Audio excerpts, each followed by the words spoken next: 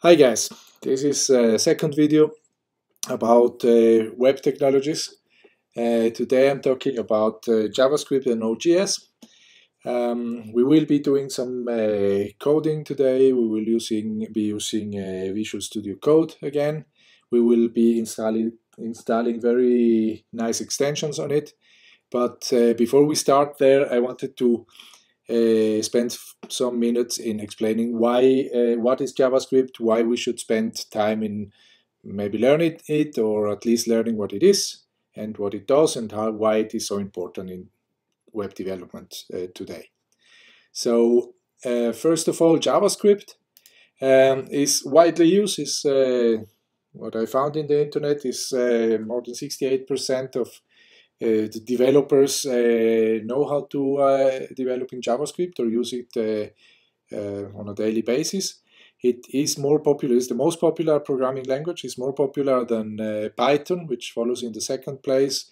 So PHP, C#, Java, all these type of languages are less popular than JavaScript. And by the way, when I talk JavaScript and Java, it is not the same. Java requires a virtual machine, and it's a compiled language for that virtual machine, and JavaScript is an interpreted language. So it's similar to Python in that case, that is interpreted. It is a bit slower than other languages like C# or C++ or Java, but with today's computers, this is only important for things like gaming or stuff like that. So for what was built JavaScript? This was built firstly for front-end web design. So JavaScript actually lives in your browser and interacts with your HTML. And it's responsible for things like when you are visiting a web page and you hover over a button, the button changes the color or becomes a bit more attractive, or some animations which happen on the page. This is all done in JavaScript or in a framework using JavaScript. So before we used to develop in JavaScript and HTML, so really one-to-one, but this turned out to be, it's quite cumbersome because of the way JavaScript is made. It's also error-prone. You don't have a lot of possibility to encapsulate things, and your code gets pretty fast, pretty spaghetti code, and you don't want that. You also have issues with compatibility because one browsers interpret JavaScript different than other browsers, so it gets quite pretty much a pain. So what we use today is we use front-end frameworks. So when you are doing a front-end web applications, you usually will use today one of these frameworks. Popular frameworks are, for example, Angular, React, Vue. React is pretty much the most popular framework of those JavaScript frameworks today, but it changes daily, and there are more and more frameworks arising. So now we have Svelte, which I don't know yet, which seems to be also very nice, and there are many, many other frameworks that you can use. So a brief history of JavaScript. JavaScript was invented in 1995, forgot the 5 there, by a guy called Brandon Eich. He actually invented the whole thing in just 10 days.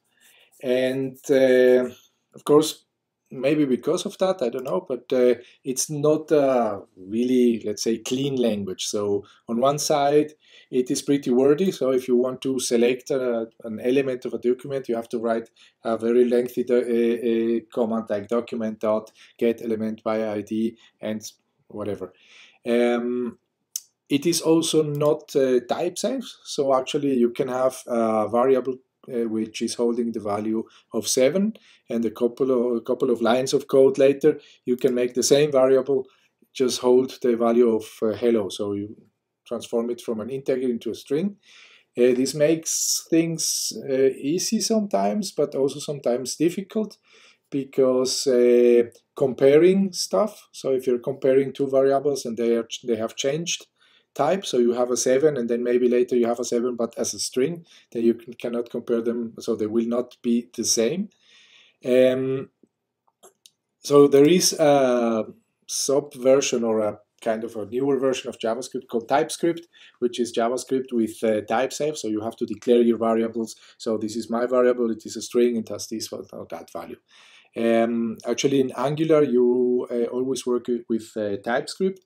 In React, you can work with TypeScript or JavaScript, so it's your choice. As I said before, it was designed to make the HTML more responsive. So in 1995, you had this big HTML document, which was text and maybe some pictures and some links, and that was it. Video was pretty much not supported, and soon at that time, people realized it would be nice to have a kind of animations, things that move in the page, and for a long time, we had Flash for that. That was from Adobe, I think. And it was only replaced in the last years by the HTML5 and the JavaScript language, which allow for animations, for a better user experience in general. It has evolved a lot. Today we have the version 6, ES6. ES stands for the ECMA script, which is the specification of the language. That's a brief history of JavaScript. And what is nodeJs? So we have seen about JavaScript, and as I said before, JavaScript lives in the browser. So actually the browser gives JavaScript a lot of objects to work with. So JavaScript will know about the DOM, that's the document, this HTML document that you have on your browser. The elements in that document, like for example an H1 would be a title or a div, which is a section of the document, or a button which you can click and do stuff with JavaScript on that, all this stuff. But then this guy Ryan Dahl in 2009 invented or wrote something which is called nodeJs. And what nodeJs can is, it is actually an interpreter for JavaScript, but it lives in your PC, it doesn't live in your browser. So what it does, it transfers all this power of JavaScript, all this easiness in programming and everything that into the PC. So the JavaScript language now running on the Node.js doesn't know about document or elements and stuff like that, but knows about your file system, about web services, HTTP requests, other interfaces.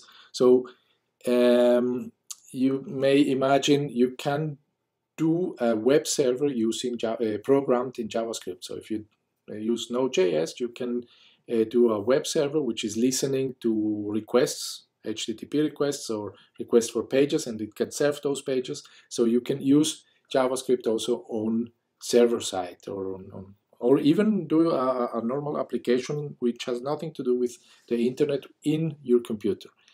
Node.js is also free, which is also quite a cool thing. The only thing is to interact with the user in the PC. Node.js uses, of course, what else? The browser. So you can actually from Node.js send the output of whatever you have programmed to the user again via the browser. So you have JavaScript on the client side and you have JavaScript on the server side. So you can kind of full circle this way.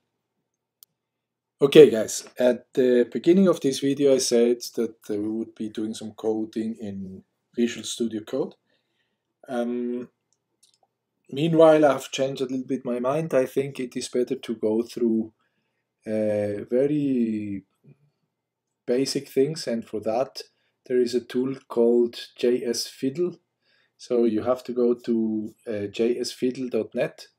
That is a very useful tool. It's kind of a playground that you can use to try things out, and it will be much easier to show you stuff instead of going back and forth in Visual Studio Code, and you might get a bit confused.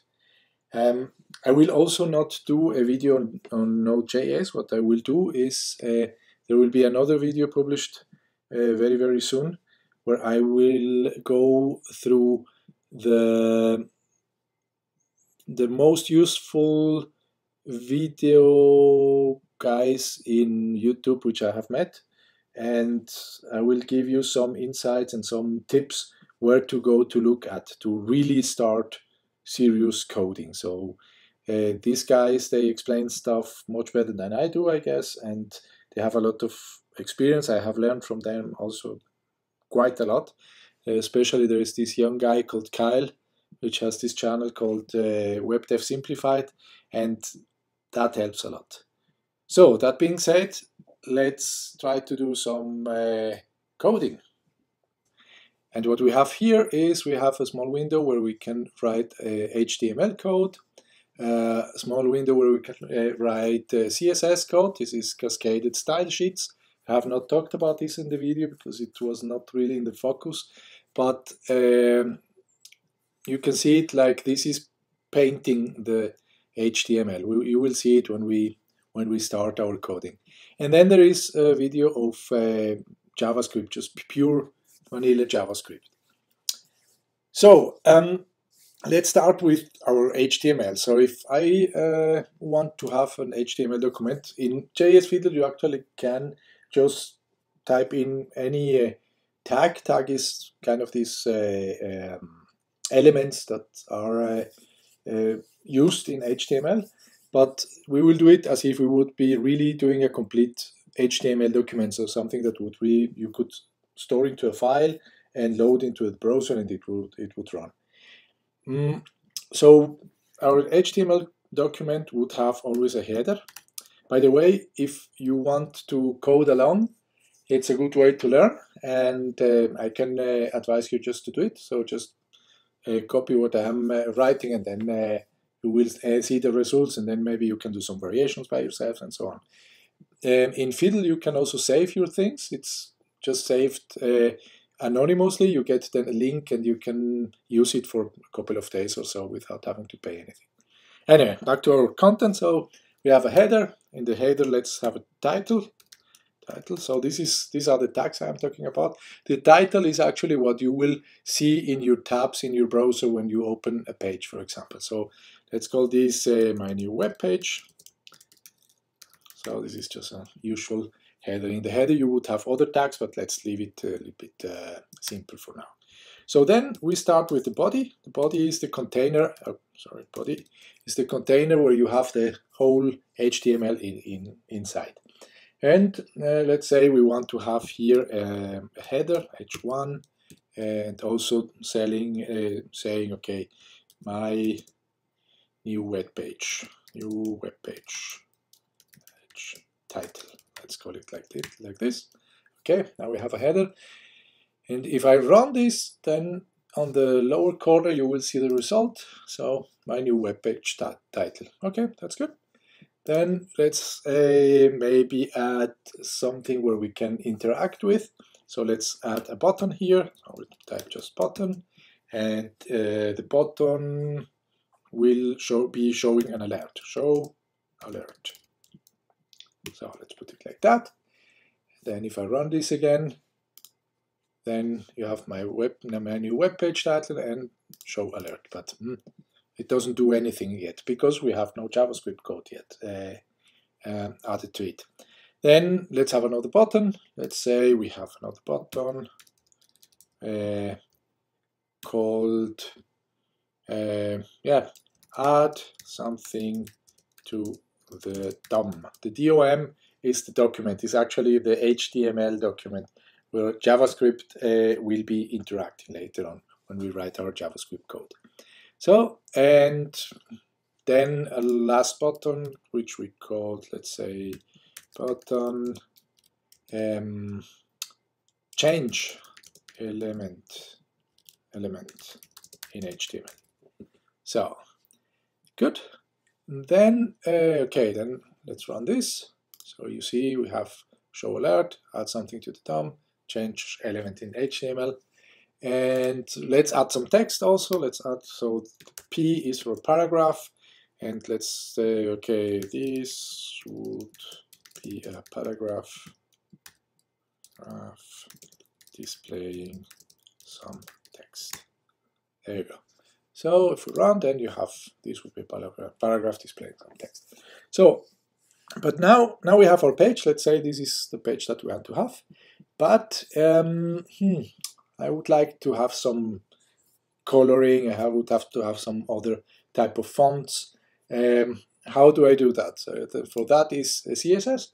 So in CSS we have selectors, which is you can select all the elements in the HTML. Let me just tidy this up a little bit so that it is a bit clearer to read. So you can get, for example, the body. I can say, okay, for the body, then you have to use these curly brackets. And let's say I want to have a font family to be sans serif, which is this kind of European style font. If I run this, then the whole font from the whole body document has changed, as you see. Then maybe we don't want a boring white background, so let's change the background color. So background is, let's say, gray. If we run, then our background becomes gray, right? Yeah, but now I have a problem. I don't want my buttons to be on the left-hand side. I want them to be centered in the page. So how do I do that? So you would expect that I could do kind of bottom and then some centering here. This will not work because centering stuff, you're always centering stuff inside another component. So what we can do is we can go back to our HTML and we can wrap these buttons into a div, so-called div, that's a division. And then I can just put all this code inside here. Let's tidy up a little bit again. And now the buttons are in my div. And then I can tell, okay, my div should have a text align property to be center. Right? And I run this, then my buttons are centered. If I do here instead of center, I can do right, then my buttons will be aligned to the right. So let's go back to center, that's what we want. Then let's say my buttons, I would like to have my buttons a bit bigger with a bigger font size and so. So let's say, okay, button should be, let's change the background also. Background should be, let's put it cyan. So this light blue thing. Let's increase the font. So let's say font size to be 2 rem. A comment here. I could say the font size could be 20 pixels. I could also say it is 20%. There are many types of resizing that you can do in CSS. Usually for fonts and for many other things you use rem. This is kind of a standard, but I have to honestly say I don't know exactly what rem stands for. But about 1 rem is kind of normal size, 2 rem is kind of okay bigger.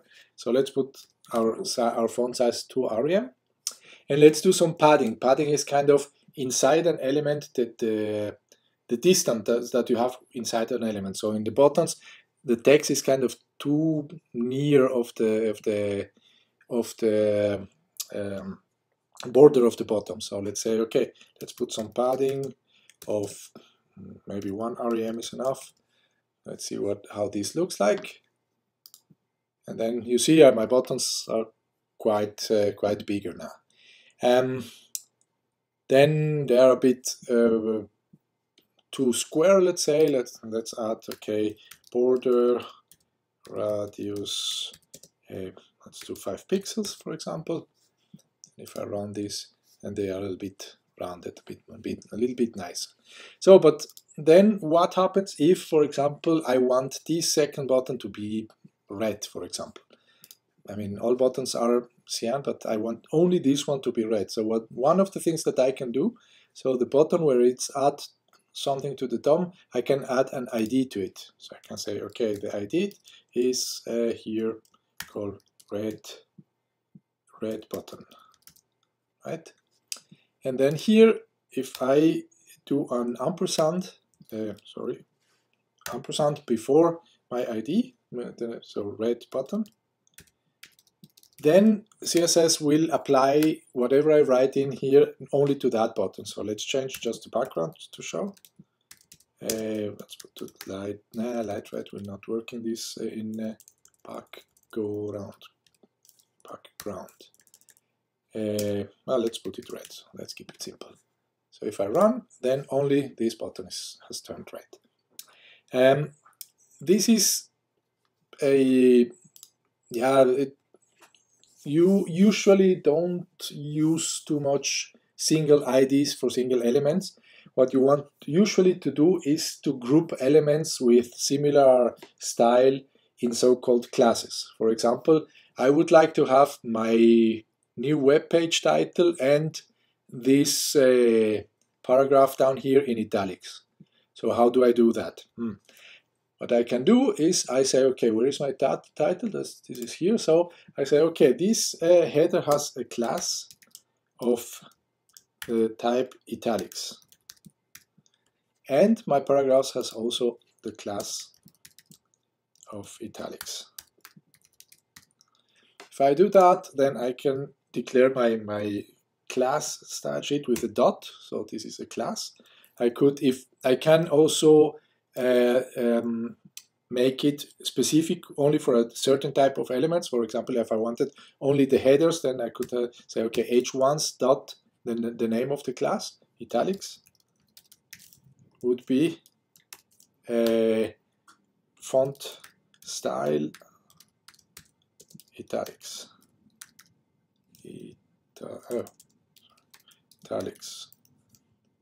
Italics. Now, when you learn to type, then it is better. So if I run this, then actually nothing happens because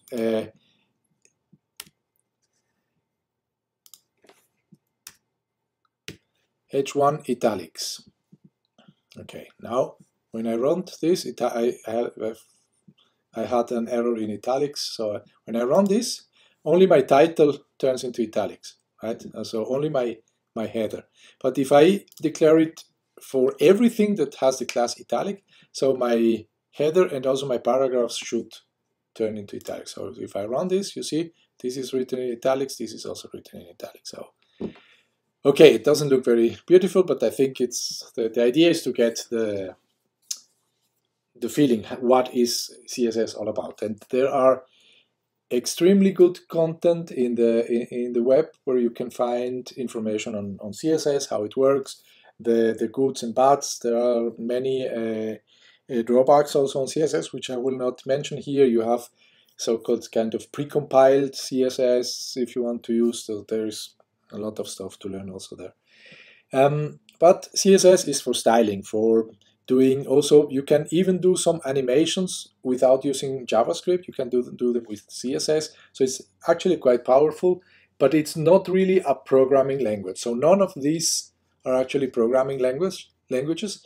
HTML, you saw, we just wrote kind of a document with, it's kind of an XML file if you want, with these tags in it. And CSS is, if you want, this kind of a JSON object with some values and properties there. So we have not programmed anything and we want to change that. So we will do some functions here. So let's declare a function.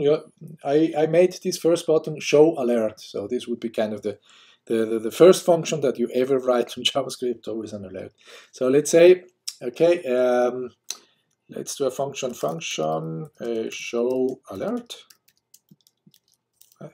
Right, and inside this function, let's say alert and some message. Hello from JavaScript. Right. Okay, now let's run this. See what happens. So you notice nothing happened actually, and nothing happened because this function is not shown. It's not called. So I have not called it. I mean, if I click anywhere, nothing is happening. So it was not called. What I can do is I can tell the HTML, look, if somebody clicks on you, please go and call that function in JavaScript. And the way I do this is in the button. Here, to show alert, I can say on click equals, and then I can tell the name of the function here, show alert, and the two parentheses, and then now we run it again. See what happens. Nothing happened yet. When I go to show alert and click it, you see an embedded page says hello from JavaScript. In your real web page would be the web page, whatever the name is, it says hello from JavaScript. So this is an alert. If I would put the alert outside of the function, if I would put it here, for example, then it would execute immediately. So when I run without pressing anything, you get the same alert. So that's actually why we use the way using functions, and outside of the functions, it would just actually execute.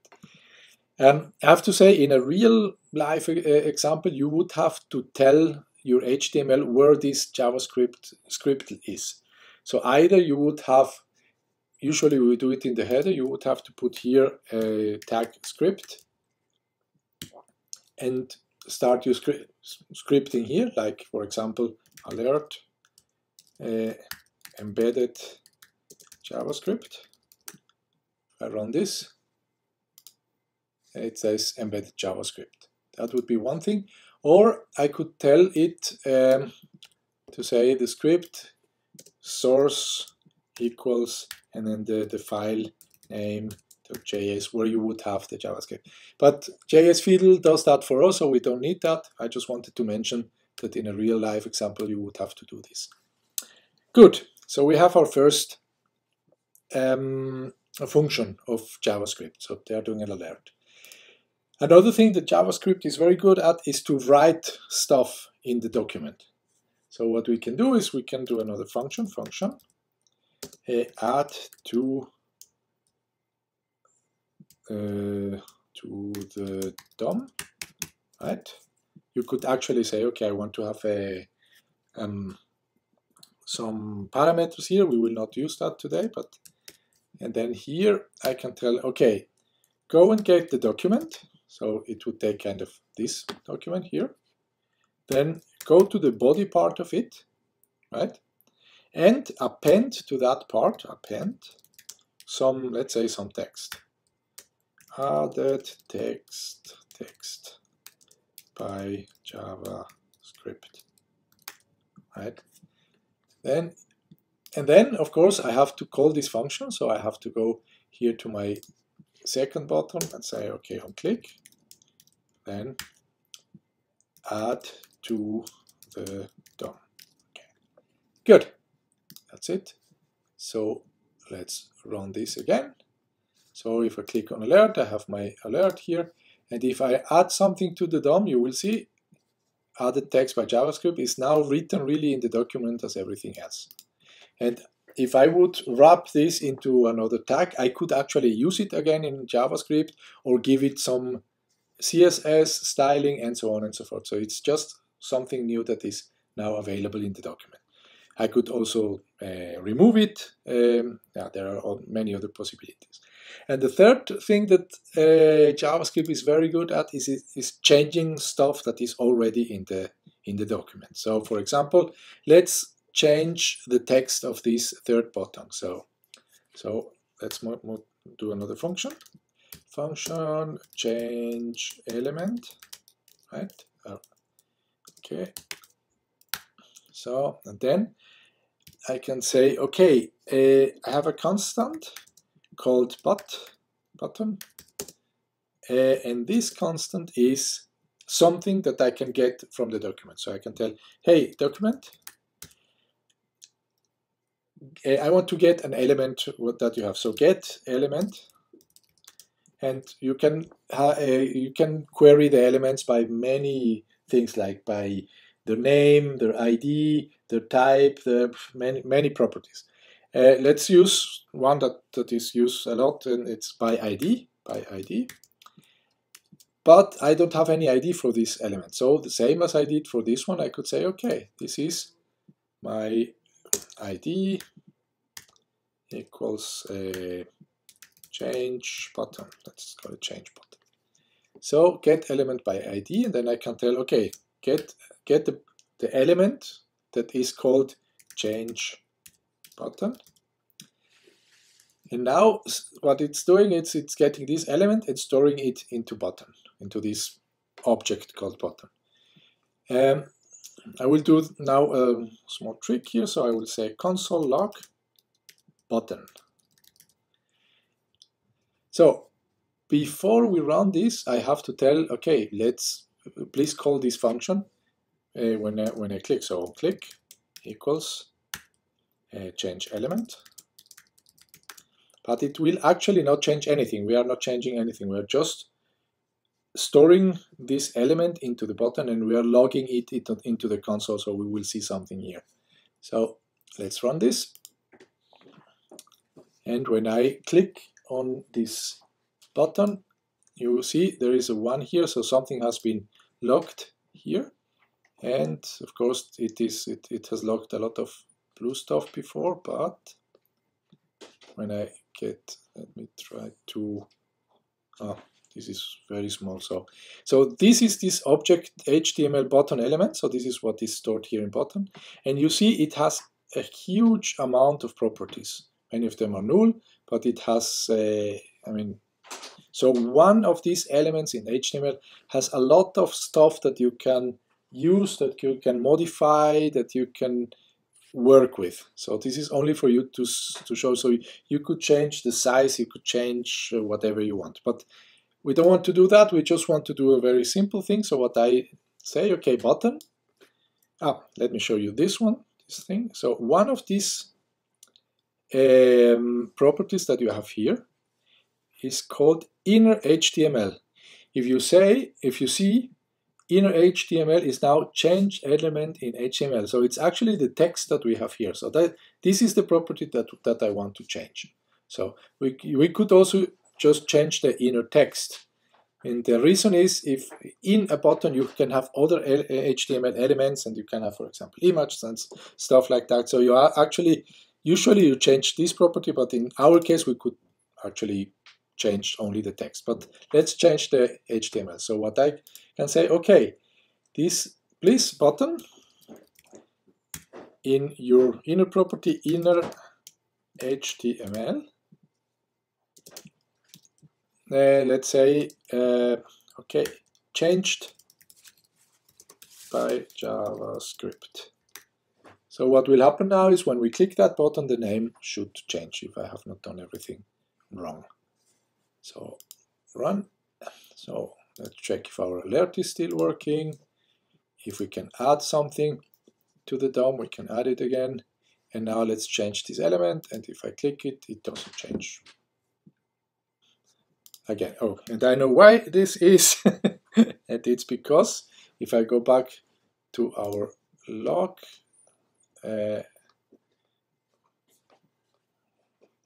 it is not called HTML as I wrote here, it's called HTML with big letters, so HTML. So now this should work. So let's run it again, the other buttons we know, and now here, changed by JavaScript.